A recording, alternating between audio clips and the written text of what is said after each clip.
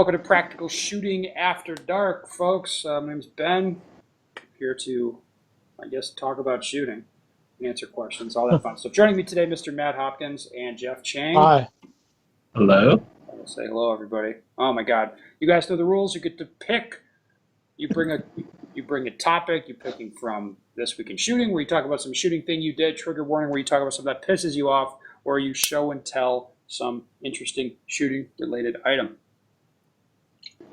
Who'd like to go first? I'll go. Jeffy, what do you got? I will go. All right. I have a show and tell. You are holding an item. What is it? I'm holding a target. You are just holding. It appears to be, for the audio rip people, Jeff is holding up just a cardboard IPSC classic target. Classic target, folks. Remember, they're named the opposite of the thing you think they would be. The metric target is the one that we use in the U.S. where we don't use the metric system, and the classic target is the new one. So it's Not classic.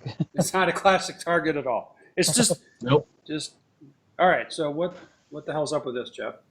All right. So it does appear like it's a cardboard target, and in a way it is. It is a cardboard target. If you notice, it's kind of glossy and it's waxy, and that's because this is a waterproof target. So this particular one I took home from Worlds in France, and I love these guys because, well, it's waterproof. It can sit in the rain. You don't have to bag them. And even when they're wet, these patches still stick. They're still on. It's been, what, over a year now? They're still on. You know those targets? Not quite. I trained, let me see if I can remember when this was. Yeah, so I've shot those targets that have been left outside for an entire winter. That's what the Norwegians guys were saying. They don't bother putting them away. I went to Norway in the spring one time, and it's like they just left them stapled up. And yeah, they curled a little, but it's like they were still shootable and patchable, like targets. They're still ready to go. Mm-hmm. So here in Canada, there's actually someone producing targets like this. So hopefully we get them out to matches soon. And to my understanding, they're more expensive than regular targets. Not a lot. But you only need them if it's going to rain. So keep a stack on hand, or if there's a forecast for rain, then use these targets. But it means that no one has to shoot with bags on. Well, that, and you don't have to reset bag target. I don't mind shooting bags as much as I mind pasting when the targets are bagged. Yeah, the reset is what slows it down. Yeah. Oh my God. So You've got to have 2 people per target then. It's fucking horrible. yeah, Or people bitching about having to shoot at bag targets and some others didn't, or, things like that happen. Sure does. Jesus. Well, So why haven't we got these in the U.S.?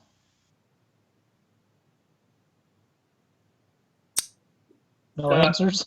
well, the Pro Shop is testing a couple options, so Timmy might be putting some out. I don't know, but Right. I can't believe we'd be the first. It's like, I think people look at it and they think they're too expensive. I think that's probably the biggest issue. Like, is to cost, be honest, right? but they're not even that much money. It's a little bit more per target. It's not a lot. I mean, in Norway, Jeff, those are the only targets they use. Yep.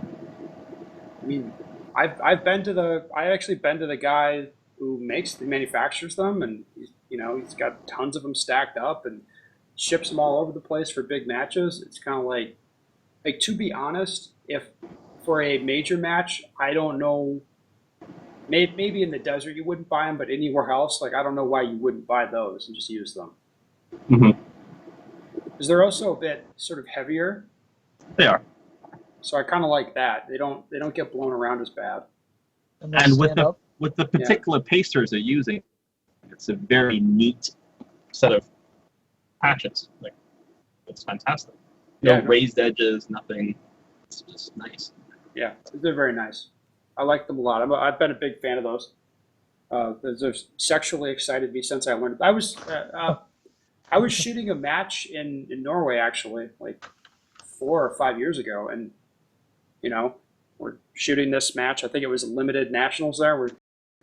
And then it starts to drizzle a little bit, and I'm like, oh shit, like that sucks.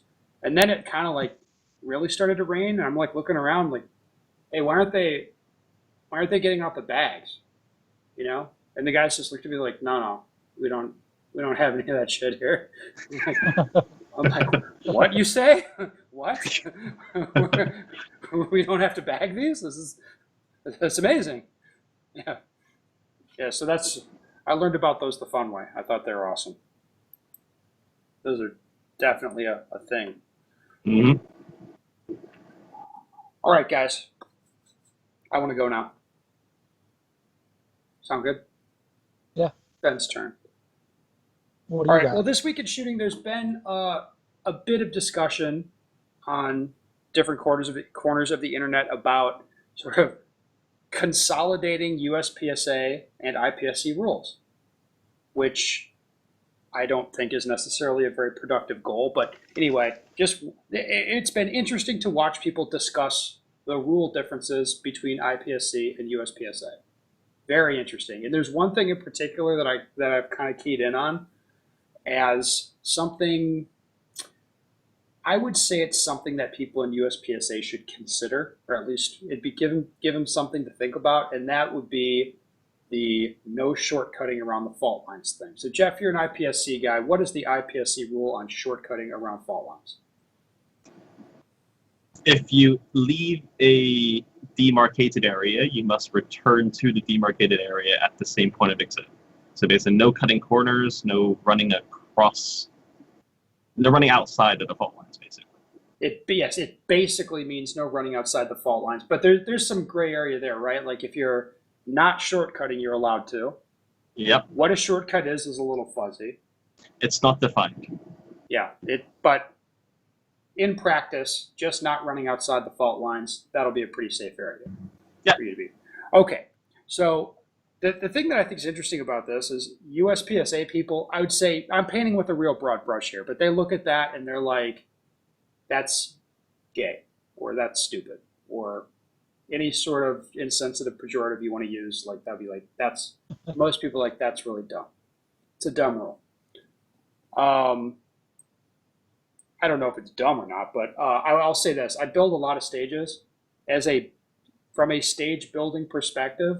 It's a lot easier to construct the stage that I want when the fault lines, you're not allowed to shortcut around it.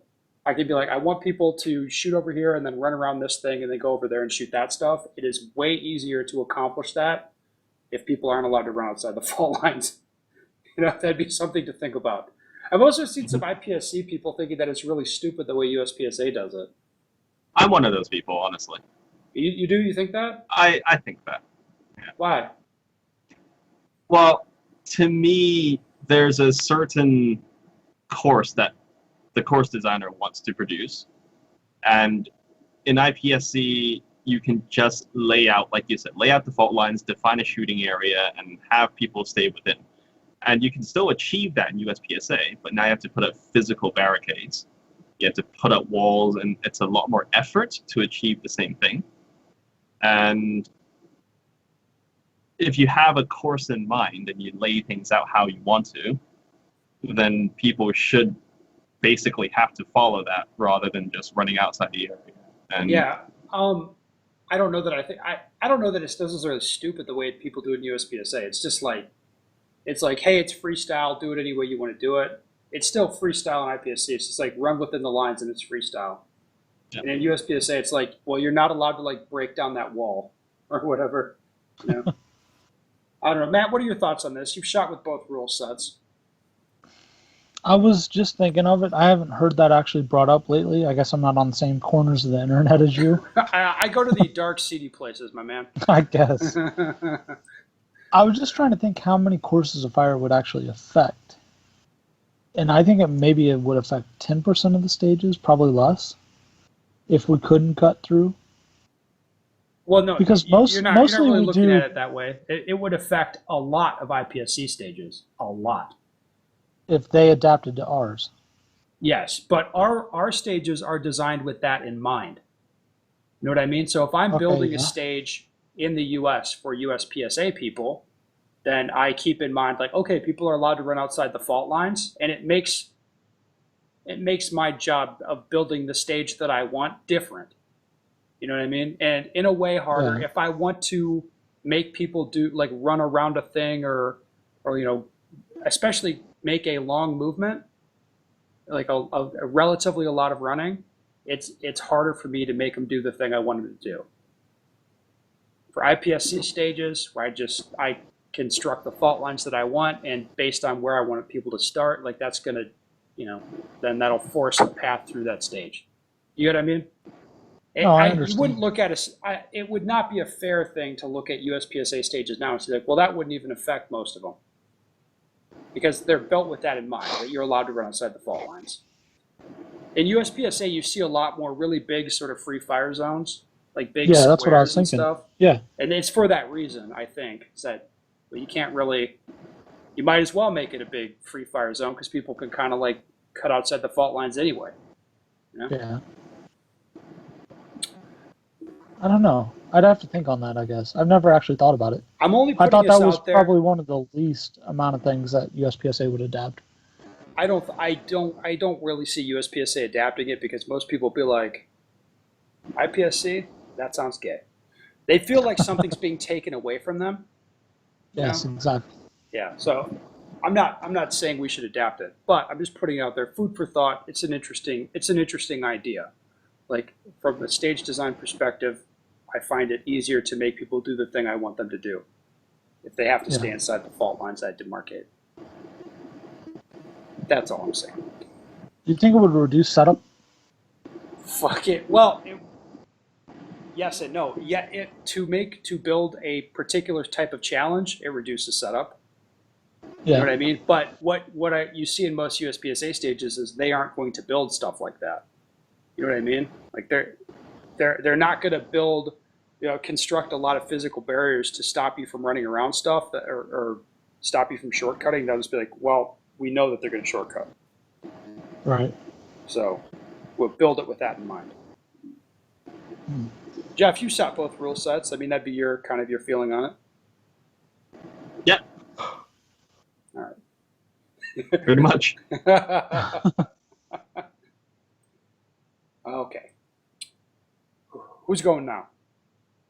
I think I'm up. I have Poppy this cakes. week in shooting. Yeah, what do you got going on this week? Well, I just got back from the Aguila Cup. What's that?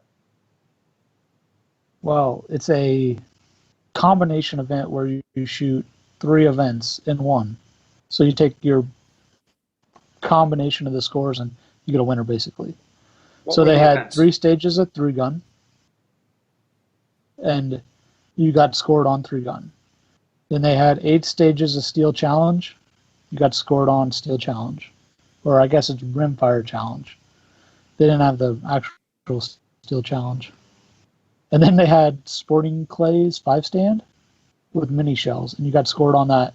Whoever had the highest score at the end of the match won some money. Did you get some money? I did not. I did not do that good at all.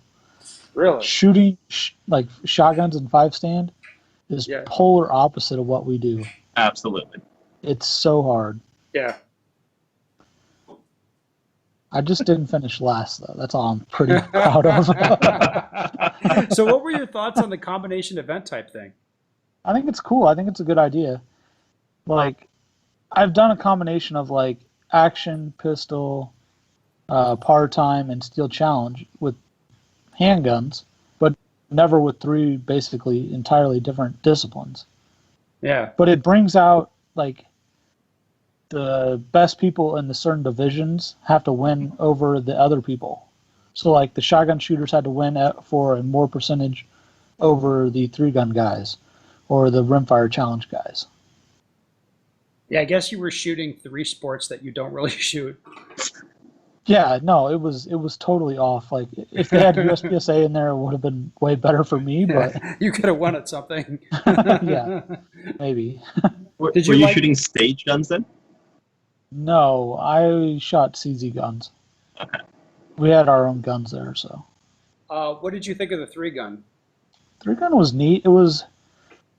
from what I've seen on TV and videos, it wasn't a true like 3-gun type stage What do you because mean? they limited everything to 30 rounds total Oh, that's not three per guns. stage, so like 60. 10, 10, 10. Yeah, that's no good. No, but it gave everybody a taste.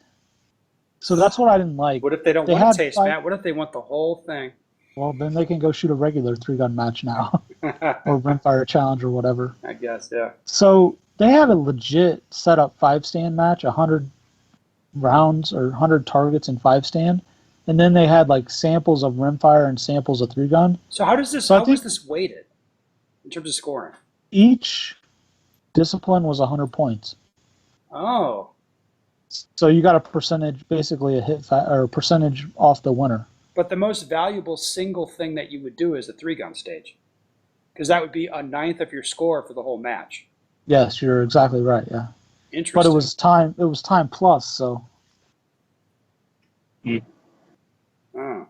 so there were 8 Rimfire stages, 4 basically 5-stand stages, and 3 gun stages. So Rimfire had the least.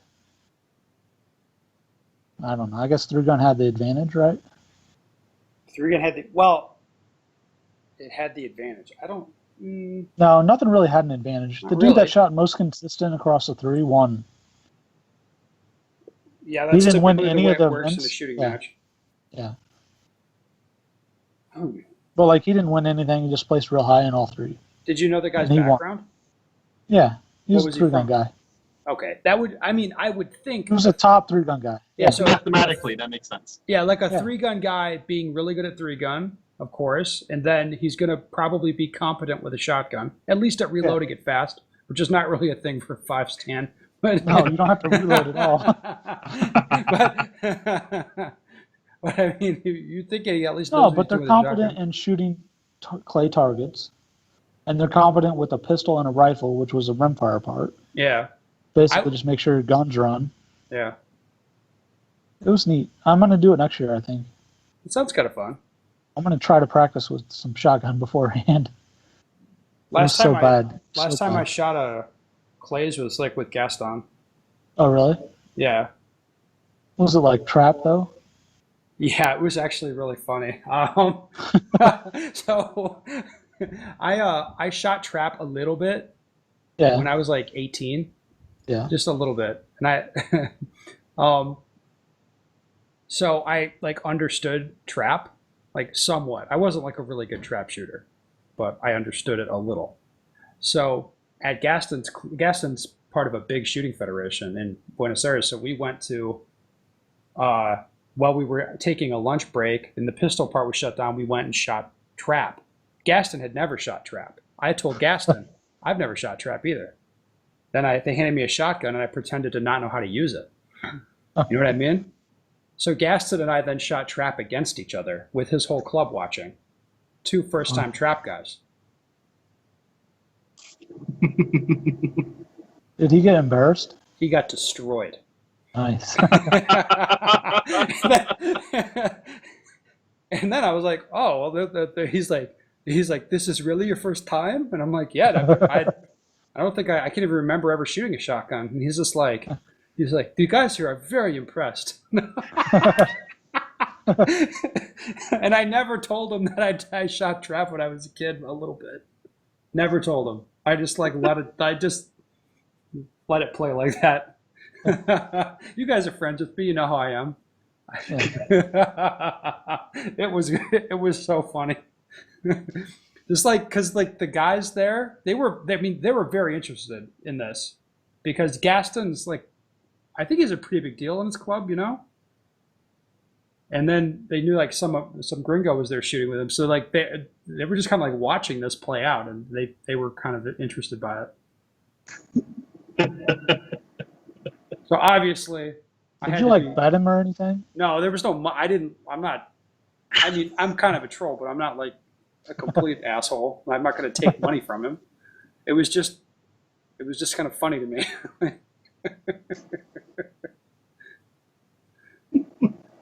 It's kind of awesome, actually. Yeah, it was great. It was hard to keeping a straight face, but at Gaston, we get like 6 or 7 shots in, or no, we were doing like rounds of 5 and stuff. So Gaston had fired 10 shots and hadn't touched a clay pigeon yet, and he looks at me and he's like, "This is very hard." I'm like, yeah, it's different. It's just fun. Because trap shooting is like, to be a really good trap shooter, it's hella hard. It's fucking Absolutely. hard. Yeah. It's way too hard for me. I'm sticking with pistols, dude. Fuck that. All right, let's move on to some questions. That sound good? Sure. All right, I'm a C-class production shooter and just recently shot my first sanctioned match. I got DQ'd for breaking the 180 on my second day. I felt terrible and embarrassed. My question is, does this happen to the best of them, or is it a rookie move? What can I do to make sure this doesn't happen again? Thanks. Who's this good one for? Jeff, you're the RO in the group. You're the CRO, actually. It does happen to everyone, but honestly, when you're ROing a top end or a good shooter, things often happen fast enough. You're never really sure, and if you're not sure, you don't call it. Well, yeah, if you're a good So, RO, yes. If you're not yeah. sure, So I mean, I'm sure it happens. Maybe it passes that 180 by 1 degree, let's say. But you know what? If you're moving fast enough, most of the time you wouldn't get caught doing it. this is an ancillary thing with Jeff. Have you noticed, like, how many people like to post videos of themselves getting DQ'd, like for discussion I on don't social understand media? I don't understand it either. Like, what are you doing? Like, I don't get it. Like, what? I think they want people to tell them that they didn't really do it, so that they see no fault. I've watched videos that are I am certain, like, I'm a fairly liberal RO, you might say, and I would be like, there's no way I wouldn't have DQ'd that guy for whatever that thing was. Yeah. And then I've watched videos where I'm certain, because I know the layout of the range and all that, and I'm certain that person didn't need to get DQ'd, but that was not, a 180 break or whatever the hell it was. Usually it's 180. And no matter what the video shows, there will be people on both sides in the comments. It's like, That's the best part about it. it's crazy.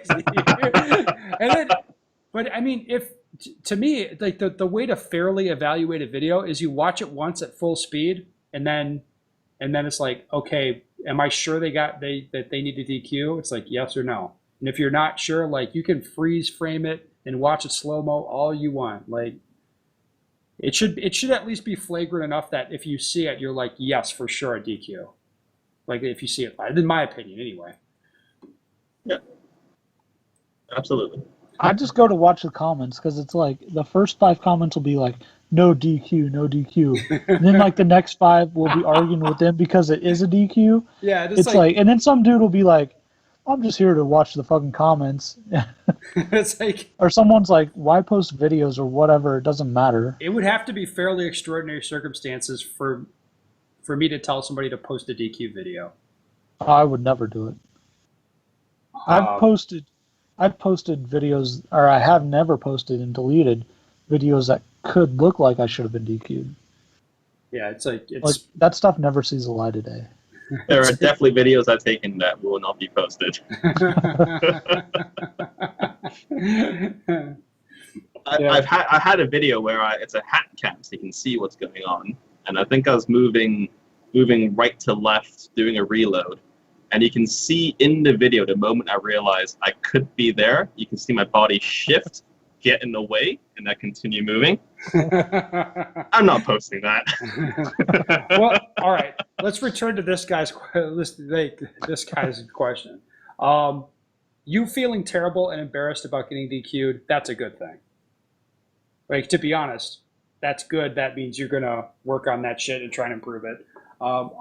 My view on DQs is fairly, I would say I'm very safety conscious, but kind of like realistic and relaxed at the same time. Like, that sort of stuff, that stuff that you work on, like, you always want to not only not break rules, but I mean, to me, I'm like always telling myself, like, not only do I not want to break the 180, I'd like to look more like I'm nowhere near it, which is, when you're like running really hard, it's like, Okay, I want to look. I don't even want the RO to like looking at me sideways. Like the more I shoot, the more it's like I don't even want him to take a look at me. But being embarrassed is good. Getting DQ'd, it happens to everybody. It's not like I wouldn't be mad at you if you DQ'd. Would you guys be mad at somebody for DQing? No. No, I'm not mad at you. Like, it's okay. Like, just go work on it and try not to do that shit anymore. And you know, yeah, like something to work on. Pay attention to your safety stuff. That's stuff that you can practice, especially at home dry. If you're dry firing, it's good to establish a safe angle and to be checking yourself on video if you're doing dry reloads to make sure your fingers getting out of the trigger guard and that kind of stuff. That's all very helpful things to do. I don't know. Do you have somebody to add to that, Matt? No. No. Okay, next question. Do you have any ideas on overcoming staring at or lingering on targets? I hear you talk about over aiming, but this doesn't feel like the same thing. It's more like this looked good a while ago. Why haven't I shot it yet?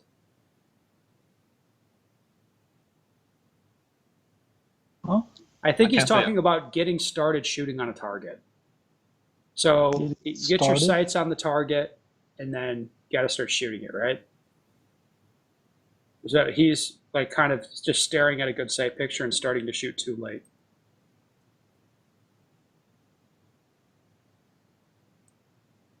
You guys following this? Conceptually, yes, but I'm not at all. Sorry, I'm just not. Okay, so Matt, like a guy gets a sight picture on a target, and Yeah. then there's a delay while he, Refines the sight picture. let's say, yeah, he refines it, and then this guy's even like evaluating it. Yeah, he's like looking at it, and he feels like there's a big delay between sight picture and when he starts shooting. Oh, okay. I understand now. Okay, any method to overcome that from either of you?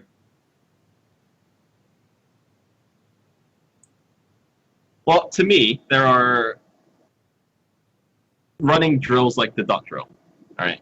So knowing where your sights are and being okay with a sight picture that you deem as not being 100% perfect, and then increasing distances and checking the actual hits and seeing that some degree of imperfection is still okay. Yeah. A good training method for this, and I would be careful with this method, but a good one that works for me and has worked for other people, is shooting to a cadence. So that means you have some array of targets, whatever it is, and you decide what you want that to sound like before you shoot it, and you make it sound like that, period, when you're shooting. It's like a training technique only. I wouldn't force yourself to do that in a match, but basically you're going to force yourself to shoot a certain pace, and you hang on for the ride with the gun, and you watch what the sights are doing, and it'll help get you acclimated to shooting before you're really comfortable. I would only do that in the case when you have a problem like this, where somebody's like over aiming the shit out of things. Then I would give that, like, I will hand you the cadence and you will shoot that, period. And like it'll get people out of the habit of staring at a good sight picture and starting to shoot. How does that sound to you guys? No. Makes sense. I hadn't really thought about it much. I hadn't had that problem to work through, so. I meet all kinds of people, Matt. Let me put it that way. I know. All right, I think that's enough questions for today, huh?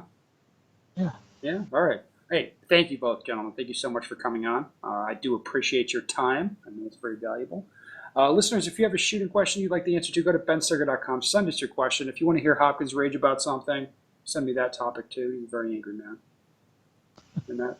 Do you like how I just say crazy bullshit like that? Like, you're the most laid back dude I know. And I'm like, I haven't raged on anything. He's like lately at so all. angry. It's like, no, I've never touched a shotgun before. I don't know what you're talking about. Dude, no, it was like that. So I shot sporting clays also with the 5-stand as another event. Are we live still? I'll kill it now, and then you can speak freely. So